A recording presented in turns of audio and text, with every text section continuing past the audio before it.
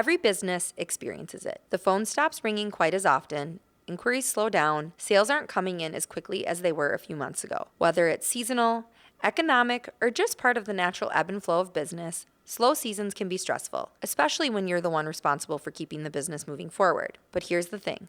A slow season doesn't have to be a wasted season. In today's episode, we're talking about what business owners can do when things get quiet, how to resist the urge to panic, and why some of the most successful businesses use slower seasons to set themselves up for the busiest ones. Welcome to Behind the Brand, the podcast for small business owners, solopreneurs, and aspiring entrepreneurs who are ready to start strong, stand out, and stay bold. Each week, we'll take you behind the scenes to explore what it takes to build a memorable brand and grow a successful business. Are you ready to get behind the brand? Let's dive in. Hello, Moxieverse. Welcome back to another episode of Behind the Brand. Taylor here, and as always, joined with the fabulous... I messed that up. Fabulous Miss Kelly Kane. Right? Do I need to record it or am I okay? No, that's good. Yes. Joined by the fabulous Miss I make Kelly her Kane. introduce me that way. Yeah. Yeah, she said, if you don't.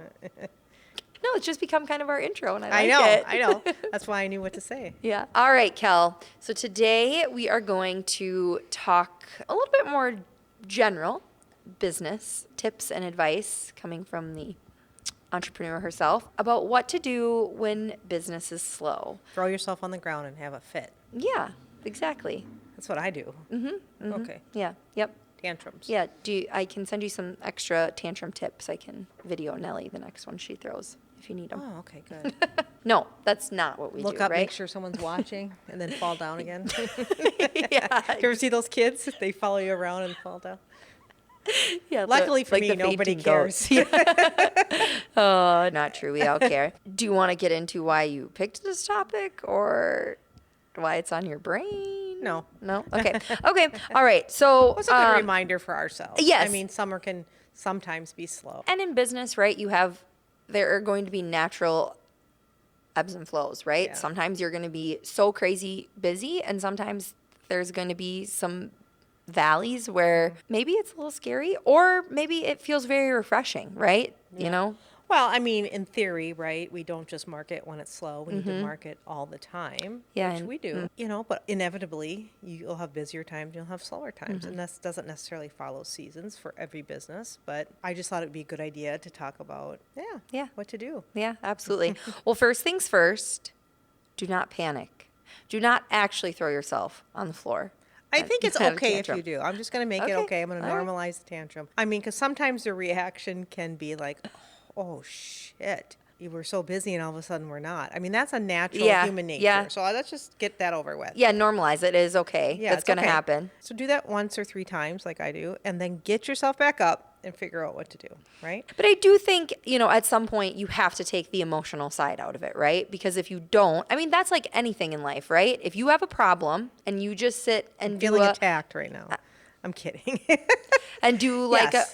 do a poor me, like let's have a pity party. The longer you do that, Right. the longer the problem continues, right? But if you Exactly. can get your emotions out, let that be done, And get to work. because otherwise nothing is going to change, right? So for you, after how many years have you been a business owner now?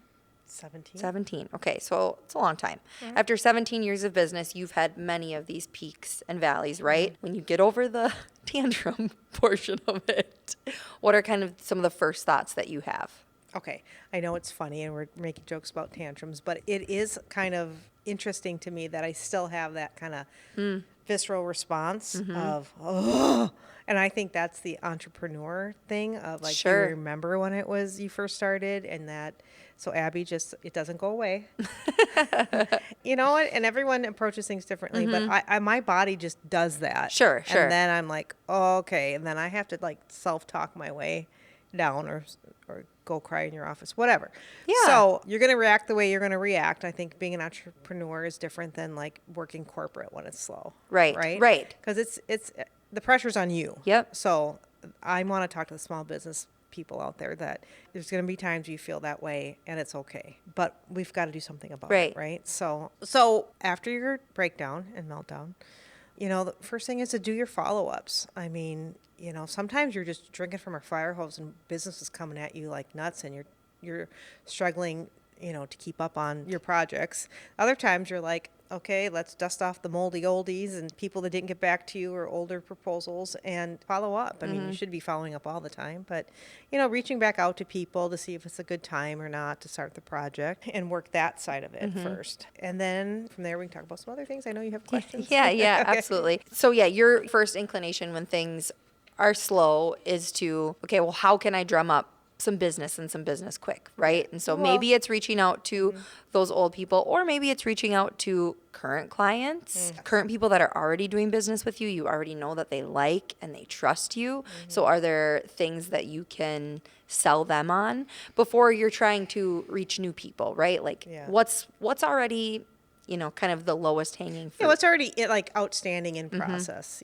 I should back up and say, we never want to wait until it gets to that point to be doing that. Yeah. You need to be doing business development all the time. Also, you need to track your numbers and things so you can kind of see a slowdown before it actually happens. And so I know it's annoying when I'm like, oh my God, we're going to get slow because I'm tracking numbers. It's like, oh, shut up, Kelly, we're so busy right now. But sometimes I've been in that situation too where it's like, oh my God, I don't even know what happened. All of a sudden we're slow.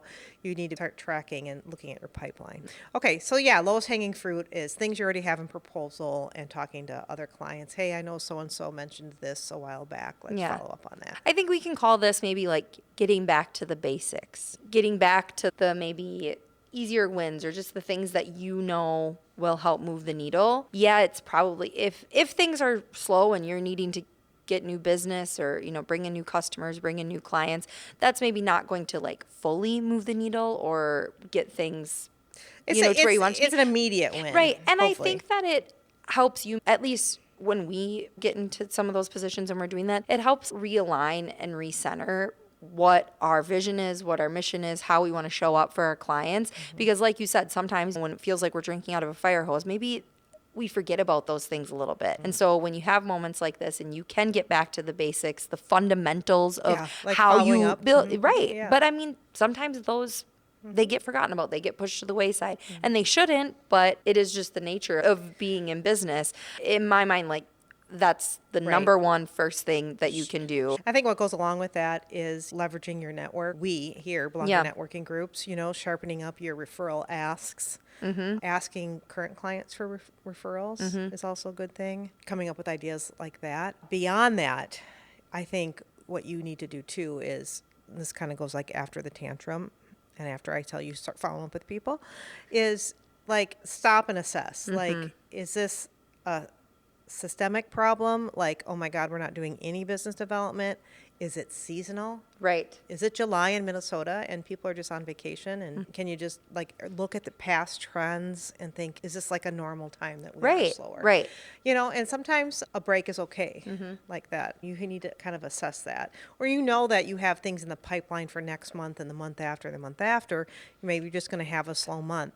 So then we could talk about what you should do in that time. Yeah. Too. Okay. What should we do in that? It's a great time to kind of step back and kind of assess what you are doing in your marketing, what's working, what's not working. We talked about that before. We wrote a blog about that. For a lot of companies, that does happen kind of July-ish. I feel like people middle of August to September are back to business, and then you might even be busier than you want to be. Yeah. But I think we can do a few things while we feel like a slow time. One is, like I said, assess what's working, what's not working, get back to the basics, write a blog, update your website. Double down on relationships, like you said, the networking. And Maybe you skipped a few meetings because it's summer. Get back to that. Sharpen your ask. Also, look at your marketing plan. Are you spending money on things that aren't moving the needle and maybe you need to do some adjustments? But also looking at new opportunities. What else could we do?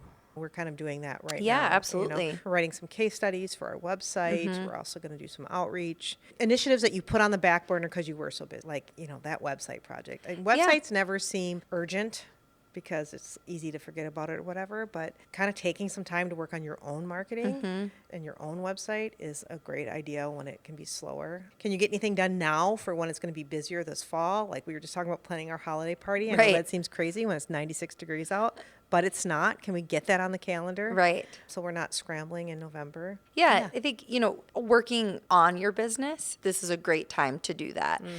Even as marketers, our marketing gets pushed to the wayside all of the time, as do maybe some other things of the business, right? And so if we're feeling that, we can almost guarantee that other people are Right. doing that same exact thing. Right. So taking this opportunity, like you mentioned, to update your website, or maybe you need to invest in a new CRM program, and now is your time to organize that, get that all set up. Or maybe you haven't posted in social yeah. for 6 months. Right. Getting Or there's that back on there's track. an internal process that is not working, and maybe some of those internal processes are what led to what's happening now. Instead of continuing to let them go, now is a great time to say, okay, well, I have some extra free time. I'm saying that in air quotes for the listeners because there's never really free time, but some extra time where you, even if it's just a couple hours in the week where you're not working to serve a client or a customer, and instead you can work to Right. serve your business. So none of these things are immediate, though, right? Right. And so I always say you kind of have to just sit in it. Yeah. Like, okay, this has happened or it's happening, and hopefully it's just temporary, but there's no save you marketing. Right. Yeah. Right? We need to Yeah. do marketing all the time. That blog's not going to bring in a ton of people. Updating your website's not for Right. tomorrow's sale. That social post isn't gonna. But Yeah. it's getting you, like you said, back to your processes and to have a process for promoting your company and doing business development. But here's a crazy idea. Take a vacation. Yeah. If it's slow, that is so counterintuitive for an entrepreneur. Like, I can't take a vacation. I got to do something. Yep. Right? Sometimes, you can just, like, I so admire people that can do that. Like, Yeah. it's slow. I'm going to just take some time off. Right. It's just part of Yeah, it. I have that in here. Invest in yourself. Yeah. Ideas, read, take a class, attend conferences, listen to podcasts, learn new Right. AI tools, build new skills. It's hard when you're panicking, but we said don't panic, right? But no, sometimes it's like, especially like, it's always slow at this time. Yeah. Great time to take a Right. vacation. Encourage your staff to take a vacation, not all at the same time. Right. I mean, we've done that. I mean, 4th of July was a couple weeks ago. We knew nobody was going to want to talk to us. Give Right. you guys a 4-day weekend. Yeah. Instead of like, well, 4th of July, you get one day off because Yeah. this is the national holiday. Yeah. Like, really, no one's going to want to talk to us. Yeah, It's and just- I took some extra time then. Michael takes a vacation. Brittany has a vacation coming up. Did you remember that? Yes, it's on my calendar. It's on my calendar too. She invited me, yeah. Yeah. Yeah, I mean, Yay, claps for Brittany. yeah, she wins. Because we have to take a break, Right. too. Yeah. It's part of the nature of the ebbs and flows, Yeah. like you Okay, said. when But we what get done with this podcast, I'm going to remind you that you need to take a break. Yeah, I don't feel like I can right now. I know. I'm taking a few days off to help my daughter Yes. move. Yeah. But So I do have a few questions for you. First things first, going back a few steps here, talking, very marketing related. We see a lot in our business that when things are slow for people, they cut out marketing. Why is that counterintuitive? well, they see it as an expense, not an investment. It's counterintuitive because if you cut out marketing, you are just guaranteeing you're going to be slow. You're chopping everything off at the knees. You need to probably spend more on marketing. I mean, that just makes sense. Right. But during the recession or COVID, that's what got cut. They just, and I get it. You have to choose, am I going to pay my employees or am I going to, spend on marketing? But, research from recession and COVID proves that the people that stayed the course were the winners. Did we need to pivot? I hate that word. Yeah, we spent money in different ways or did different things, but I know, we shifted some things around and we were down over COVID, but we weren't out of business. We mitigated that risk and, did some things differently. I think it's a budget item that they think they can just cross off. It's terrible. It's horrible. What is something as a business owner that you've learned during slower seasons that can help your business long term? But this too shall pass. A lot of times it's temporary. I think my husband said something to me once. It's a bump in the road, not an end of the road. So I repeat these Wow, wise sayings in my words. head. But like, when your body wants to go into fight or flight, I do the self-talk of Yeah. like, come on, Kelly, you've been here, done that. It's going to happen. It is really hard to swallow though when it hasn't happened in a long time because your immediate thought is, what am I doing wrong? I get into a lot of self-blame of, what didn't I do? But shit happens, clients cancel or whatever. Right. Customers go a different direction. So it's just, tracking where you are, building that pipeline, having a process. Those are all important things. And don't cut your marketing budget. Yeah. So, Yeah, don't be silly. yeah. And some people pride themselves. I don't spend any money on marketing. I doubt that. I'm sure some of the activity they're doing, it can be considered Marketing, yeah. Maybe they think they're not paying for ads or media. But if you have gotten by on just referrals and maybe that's drying up, it's probably time to look at some outreach and look at some marketing. We can help with that. Yeah, absolutely. Is there anything in your 17 years where you're like, this is the best thing that has come out of a slow season? I think what you mentioned earlier about realigning things, because all that assessing in your head is like, okay, like we got to get, back to the basics and doing our own stuff. I think that's the best thing. Getting your team on the same page. Yeah, we're taking vacations, but maybe we're all just kind of going through the motions, rallying the troops. I think I can say, because you and I see everything, right?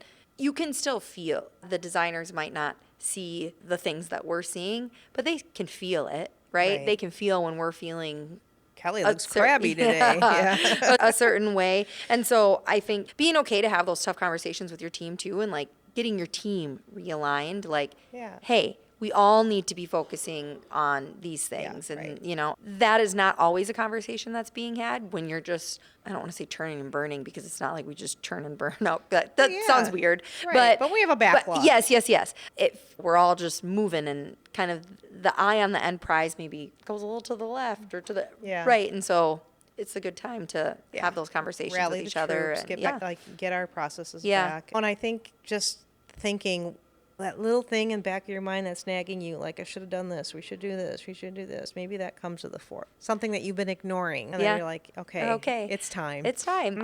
Sometimes it's opportunity, right? Yeah, and I'm trying to reframe that. But that's what sometimes you have clarity when. Yeah, absolutely. Happens. Yeah, for sure. So I'm not sure if any of this made any sense to anyone else but us. But Abby's shaking her head over there. And she's a small business owner. Tough. She gets it. Yeah, it's tough for small business owners, entrepreneurs, solopreneurs. Yeah. You're just like, what happened? I was, so busy and now I'm not. Right. It's concerning. Yeah. Right? Yeah. And so you want to know.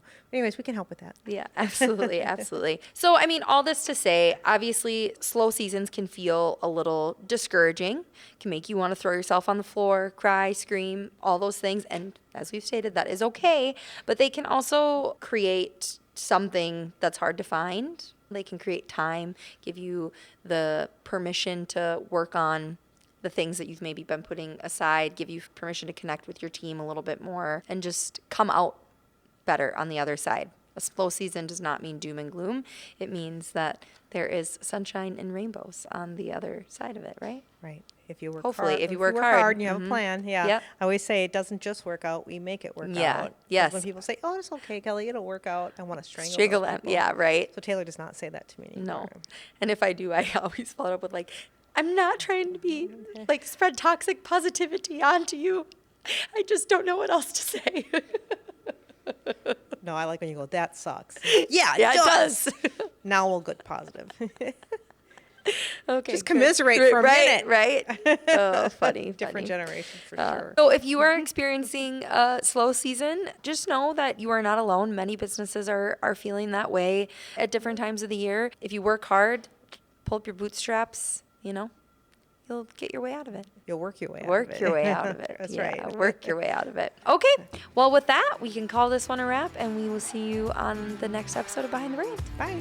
Thanks for tuning in to this week's episode of Behind the Brand. If you liked this episode, share it with a friend. If you didn't, share it with an enemy. And make sure to leave us a 5-star review. To stay connected, follow us at the links in the show notes below.